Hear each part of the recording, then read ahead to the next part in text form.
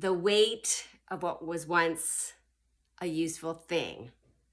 This week, I did a meditation journey into my body to ask something that keeps showing up physically, something I do not want to keep, something that I keep trying to get rid of, why it shows up. I've come to this deep knowing over the last few years that everything that shows up in my life happens for me, not to me. So I decided that since wishing it away, pushing it away, trying to figure out how to get rid of it was not working, I'd try something new. I asked it, what did it want me to know? And this is what it said, as loud and as clear as any message I have ever received. You are not a victim. And I felt those words reverberate through my body, and I knew their truth. For the last 2 years, I have been internally conflicted, telling a story about my life that was technically true, verified by my therapist, validated by society, yet it did not sit right with me. It felt incongruent inside my body. At first, this story protected me. It made him the villain and me the victim. True, yes, perhaps, maybe. But at the time of living it, I did not believe that. I lived a different story. I believed I was in a loving yet nonconformist relationship. I was a rebel, walking a path less traveled, and I liked that story of myself. I also loved a lot of my life in the moments I lived them. When I started to share openly about what I experienced in my relationship to others, I was handed words like narcissism and abuse and manipulation and power over. And I grasped onto those words like a life raft and wove a story from them that became my armor to explain the incomprehensible, the complete and utter dissolution of what I thought my life had been. It made it make sense, or more accurately, it protected me. Because at the time, I needed something to hold on to, a story to tell that was understandable, palatable, and made me feel safe. The story of a man abusing his power and manipulating a young woman in his care is a story we had all heard before, a tale as old as time. There is compassion and empathy and perhaps even understanding for that young woman. And during that very unsettling time, I needed that.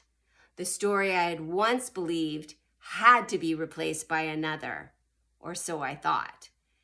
Yet it left me feeling stuck in a story that I did not fully believe because it was not at all the story I had lived and been telling myself for decades. So what story was true? The love story or the victim story? Or were they both true?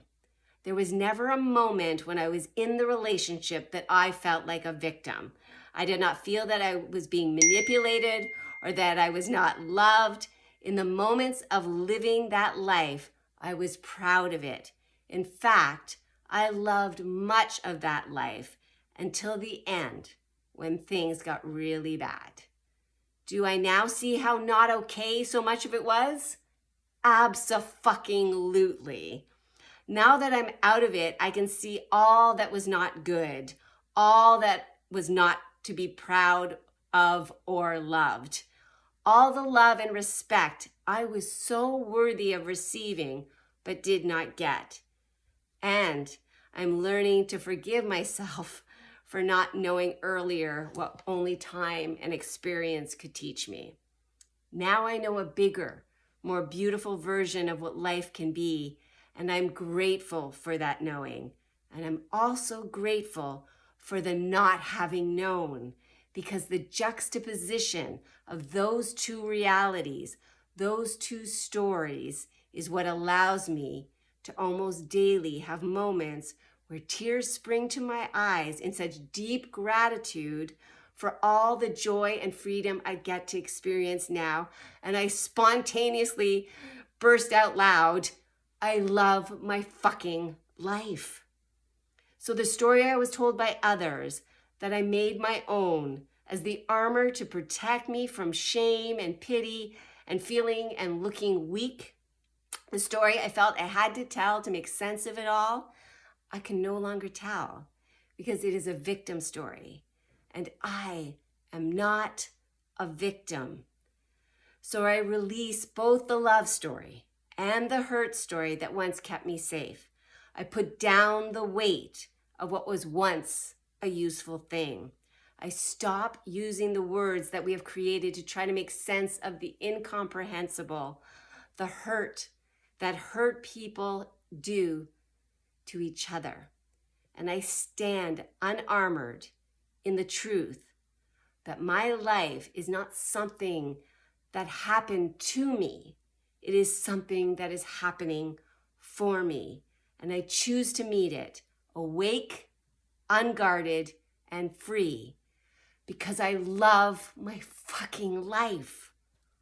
All of it. All of it. So that's my story today. Until the next story. Have a great day.